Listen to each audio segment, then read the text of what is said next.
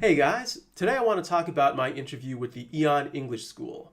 As many of you know, I've been an English teacher in Japan for the past 4 years, and I want to talk about all my experiences as an English teacher, starting with my very first interview. And the first part of this is writing an essay. You submit it online. It's basically an essay about why you want to be an English teacher in Japan. Nothing fancy, just a standard 5-paragraph essay, right? Paragraph 1, introduction. Paragraph 2, why you want to be a teacher. Paragraph 3, why you want to teach in Japan. Paragraph 4, anything you want, really. I wrote about why I admire Japanese culture. And then paragraph 5, a little conclusion to tie things up. Standard process. If you can write reasonably well, you should be able to get the interview. And even if you mess up the first time, you can always reapply after a few months. So, after a few weeks, I got an email back from AEON. They invited me to their office in New York City. I lived on Long Island at the time, and I assumed that everyone in the Northeast got an interview in New York City. Could be wrong about that. Maybe they have different locations, but mine was in New York City. And in particular, I noticed that their office was on Park Avenue, which is a really fancy, high-class location, right? So I thought this would be a really great company, perhaps one of the best in Japan, and I'd really be getting into a good situation with these guys. Didn't exactly turn out that way. I walked into their office in Park Avenue, and it turns out it's not just their office. They're sharing an apartment building with maybe several other companies, and there's a common reception area, which is kind of common. I don't blame them for doing it, especially in a pricey area. But after getting called into the interview room, I really started to second guess all this, because I noticed that their particular office was basically just a walk-in closet. It was a really cramped room, maybe like half a window, and like a few whiteboards in there, a little table, a bunch of chairs, and that's basically it. Super basic, and I'm sure it cost them a fortune just to have that much space.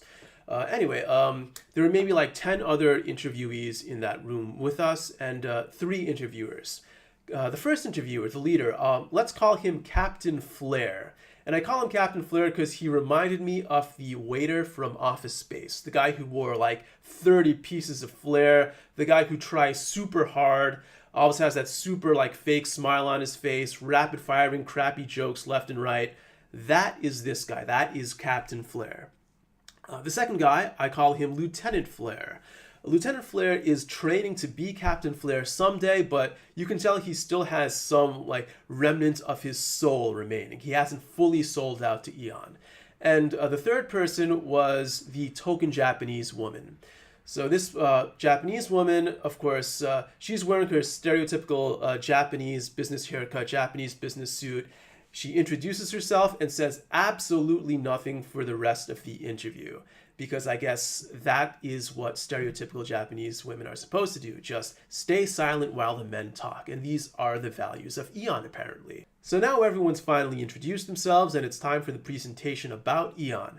Captain Flair gives this whole presentation about the company's policies and whatnot, and it's really long, like an hour long. The whole time he's telling all of his crappy jokes with his fake smiles and laughs. And okay, I just want to get through the whole thing. Finally, it's time for our teaching demos. The whole group, we split into 2, and I'm with Captain Flair this time and with about 4 or 5 other people. We do these 5-minute teaching demos, and in these teaching demos, I decide to just play it safe, do something super by the book.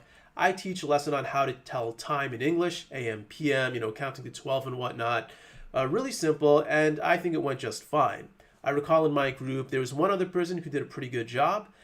There were 2 other people, like one person just used a lot of really complicated vocabulary, which is just not suitable for the lesson. One person just stuttered a lot, stammered a lot. So I figured that within this group, I did well enough to pass this segment of the interview. After this, we had grammar tests. And of course, I completely nailed this grammar test, no problem there. After this was a short little personality test, like on the scale of 1 to 5, how well can you follow instructions? 5. Okay, yeah. Just play the game. We get it. And after this, they come back with a little announcement. They tell us about how they conducted the interview. At this point, they announce something kind of creepy. They say that they were watching our presence even before we entered the room. As soon as we entered the reception area, they were just kind of spying on us and checking on our behavior, seeing what we were like. And I guess for some reason that has some relevance to being a teacher. Whatever, I didn't really care. Then they give us all these letters. These letters tell us if we pass the interview or fail the interview. They told us not to look in the letter until we'd left the interview. And then, I'm on the train going back home. I open the letter. I see that I passed day 1 as expected. No problem. I thought it'd be smooth sailing from here on out. So I come back the next day for day 2. The day 2 interview is like a private interview. There's just you as the interviewee. There's Captain Flair, and then there's the stereotypical Japanese woman there again. Now, as soon as I walk in here, after the simple greetings and handshakes and everything, the very first thing Captain Flair asked me is why I didn't laugh at any of his crappy jokes. I'm like, oh, well, I take my interviews very seriously and whatnot. He's like, no, we need people who are really going to smile, people who are going to put on that Captain Flair look. So can you do that right now? Let's see your smile. And I'm like, okay, yeah, smiling, great, yeah. So, it doesn't just happen to women, being told to smile. It's happened to me many times in my life. I fucking hate it. And hey, that's just part of the game. I just did it for that interview. And then it's time for us to do a little impromptu lesson. So last time we planned the lesson out. This time we have to do a little impromptu lesson. And the goal of this part, not just to see how well we can plan a lesson, is how well we can adjust on the spot and how well we can take feedback. So here the sample student is the token Japanese woman. They leave the room for like 10 minutes. They show me the page in the textbook that I'm expected to teach. And I have to write up a short lesson. I teach it to the Japanese woman when she walks into the room. And after that, they give us a little bit of feedback. So at this point, I think I did a reasonably good lesson, but Captain Flair was intentionally giving me like a hard time. And I think this is part of the interview process. They want to see that we can take criticism and that we can follow instructions. So I thought I'd give a perfectly good lesson, but he gave me a little feedback like, oh, you should smile more, of course. And, the Japanese woman, she thought you were a little bit scary. And I'm like, okay, well, that's not racist or anything, but whatever. So then he says something really crazy, right? This was a textbook lesson. We have a textbook ready. We have to teach out of the textbook. And he says, why didn't you have the student look at you? We told you in the previous day that we want our students to be looking at the teacher as much as possible. But you're having the students look at this textbook. Why are you doing that? And I'm like, well, this is a textbook lesson, isn't it? Are we not supposed to have the students look at the textbook? Otherwise, how are we supposed to do this? And he's like, no. What I want you to do is to hold the textbook up, right? In fact, let me get out a textbook right now. Let's see here. Yeah, okay, so here's like an actual Japanese textbook I used in Japan, right? So they want me not to have the students put the textbook on the desk, look at the textbook, and have the students do exercises from this book. They wanted me to actually hold the textbook like this in front of the students so that they're kind of looking at me and kind of looking at the textbook. And the whole time I'm thinking, wow, yeah, so I know that you're just trying to test me here, but are you really being serious here?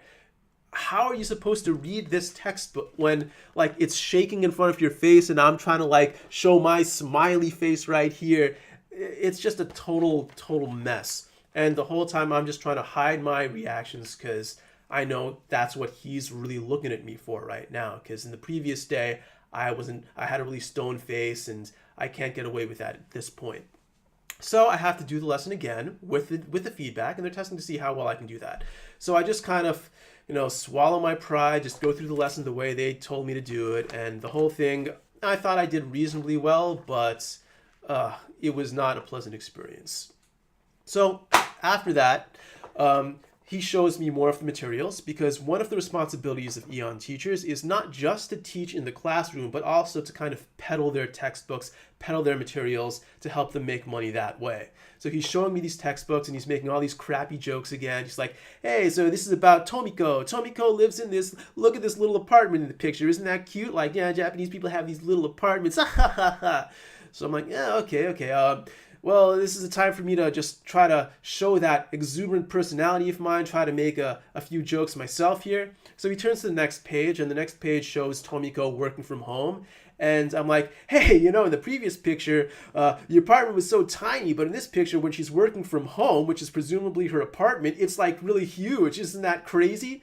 And he just gives me this dirty look, like, oh shit, I did something wrong, didn't I? And yeah, I criticized the textbook. You can't criticize the company textbook. For Captain Fleur, that's like pissing on his Bible. So I just kind of sulk away from that and we just get through the rest of the interview. And at this point, there's a test. Now, Captain Fleur at this point, he says, I noticed you didn't take any notes during my presentation yesterday. I'm like, well, yeah, I didn't think we had to. Like, I saw the interview presentation. I'm like, okay, I want to teach in Japan. There's nothing here that's all that objectionable for me. I'm sure it's all fine for me. It's like, no, but I told you that we were going to have a test today. Like, what do you mean a test? So it's like, yeah, you have to take notes during the presentation, and then I'm going to ask you test questions now about particular details from the presentation, and we're going to see how much of it you actually jotted down in your memos. I'm like, oh, what? Why would you do this? I've been in hundreds of interviews in my life. I have never been on anything like this before. But he's like, no, this is part of the process. We want to make sure you're paying attention during the presentation. So yeah, during this point, he asked a lot of particular details, things that I would never just memorize on my own unless I was particularly preparing for a test. And I might have gotten like half the questions right because of all these crazy details that I wasn't paying attention to. So that part of the interview I definitely did poorly on. And then finally, he just kind of like asks me a few other things about my personality. And he asked me to join the Facebook group. And here I'm thinking, well, if you give me the job, I'm happy to join the Facebook group. But why are you asking me to join the Facebook group before you even tell me whether I qualify to get the job? And, it's part of their whole process of trying to make you their bitch. That's the whole point of the day 2 interview. They just want to find out. If they wanted to see if you were a good teacher, they could have known that from day 1. But in day 2, they want to know how well you can take their instructions, how well you can do exactly what you tell them to do. And this was all part of that process. Can you join the Facebook group even though there's nothing in it for you? Will you do it just to increase their social media presence? Will you do it just to advertise it for them, even if you have not been given a job offer yet? And how big of a tool would you have to be to join their Facebook group and then get rejected from the job? Like, it's just so ridiculous to me. But that was part of their process, and that's how they give you points. So clearly, Captain Fleur did not like me. The token Japanese one was just sitting there, just trying to stomach the embarrassment of this whole process. And that was it. I left that day. And of course, I didn't get the job because Captain Fleur really didn't like me. But he still had to go through all of the motions. He had to tally up the score from all the different parts of the interview. The only reason he invited me back on day 2, even though he clearly didn't like me from day 1, is because I scored enough points on the day 1 interview. And even though he didn't like me during the personal interview on day 2, he had to add up all those points. He had to contact all my references, add up points from that. He had to check if I was in the Facebook group to add up points from that. And after the whole process, he said that I didn't pass the interview. But I could reapply after a few months, no big deal. And I never did. I went on to Interact. My next interview was with Interact, and I was kind of worried about this interview process because I had such a bad experience with AEON. But in Interact, they treated us like human beings. They just went through the process. Matter of fact, everything was basically like day 1 from the AEON interview, except they didn't spy on us. They didn't expect us to laugh at all their crappy jokes. And Interact is not a perfect company. Don't get me wrong. I had many problems with their policies, but overall, they at least treated us with some respect, and that's something AEON failed to do entirely.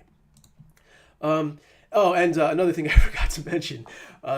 On day 2 of the interview, Captain Fleur asked me why I didn't bring my diploma with me, even though it said to do so in the email. And I'm like, yeah, I brought it yesterday as the email instructed me. It's like, no, but we needed it today. Okay, so right here, February 11th, 2014. So this particular day, they ask you to bring 5 things: completed applications, stipulations, teaching demo, letters of recommendation, and a bachelor's diploma, which I did bring on the day specified in the email. And they didn't do anything with it, so I just left it at home the next day.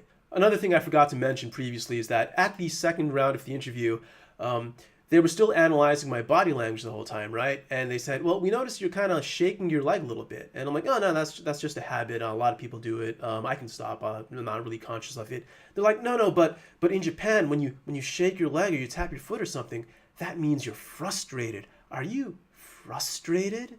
Like, no, it's just a habit. Like many people do it. It's not a big deal. And another thing that they said was that, like when they asked me why I wasn't taking notes at that day one interview, and I told them like, well, I mean, I didn't see any need to do it. They're like, well, in Japan, the proper business custom is to always take notes at meetings. And now I've been here for 4 years. I've been in many business situations. Nobody ever takes notes at meetings. They're clearly lying to my face. Anyway, I've just never been more disrespected at an interview as I have been here. And I've been rejected for literally thousands of jobs in my life, but this is the only time I've been so pissed off about it that I felt the need to actually make a video. And I also want to stress that I am a really good teacher. They made the wrong call here. Sometimes I don't get a job and I think, well, they were probably right. I didn't present myself at that interview in the right way. And if I actually had to do that job, it probably wouldn't have been for me. At this point, they were completely wrong. I've turned out to be a great teacher. In fact, I have a few anecdotes I'd like to share with you. This business card right here, you know how I got it? A few years back, I was at a disaster drill training in Japan, and everyone's in this gigantic gym because during disasters in Japan, people tend to congregate in safe areas. One of those safe areas is a school gym. And in this gym, there were like two little girls playing by themselves. They were unsupervised. And I'm like, well, I'm bored here. I'm just sitting around. So I'll just go play with them. They were playing like with catch with a little ball. I was playing catch with them. A few minutes later, their mother walks over and she's like, you're really good with children. And I happen to be the head of the Board of Education for the English department in the city of Tsukuba. So if you ever want a job, just give me a call. I'd be happy to give it to you. So I just got a job as an English teacher just by being myself. And of course, this is a rare case. It was something that I've kind of always wanted to do, something on my lifelong bucket list, just to be offered a job out of nowhere. And it's a pretty flattering experience. But it's not so uncommon in Japan because English teaching jobs are really, really easy to get here. Like, once you are physically in Japan, it is incredibly easy. And I think this is one of the reasons why AEON tries to be so possessive and so controlling, is because they don't want you running to another company once you're already in Japan. Another funny anecdote, last year when I was in Hiroshima, and I think I posted about this on my website, so I just ended up joining this junior high school on their field trip. They're waiting for a boat, I'm waiting for a boat, and I have nothing to do, so I just walk over to them, start talking. Their teacher comes over a little while later and says, wow, you're having this great conversation with the kids. It's a great experience for them to talk to a foreigner like this. And I'm guessing you're a teacher, right? Just by the way you're talking. So why don't you join us on this trip around Hiroshima? And I did. It was a great time. I even ended up in this class photo, the kind of photo that they would put in their yearbook. So that was a really cool thing. AEON, you messed up. And it's not just because you missed out on a good teacher, right? It's not just me. I have discouraged other people from trying to get jobs with AEON because of my experience at your interview process, telling them that they will be disrespectful to you. They will treat you like shit. You should stay the hell away from them. And not only that, I've been in Japan for 4 years now. I've been a teacher. I've met students who want to go to these private language schools. And when they ask me if they should go to AEON, I say, absolutely not. You stay away from them. You go to a school that's going to show you some respect, that's not going to try to peddle you these garbage products, and that's not going to see you as a dollar sign or a yen sign for that matter, instead of a human being. So AEON, get your shit together. You're a shitty company. Fuck you.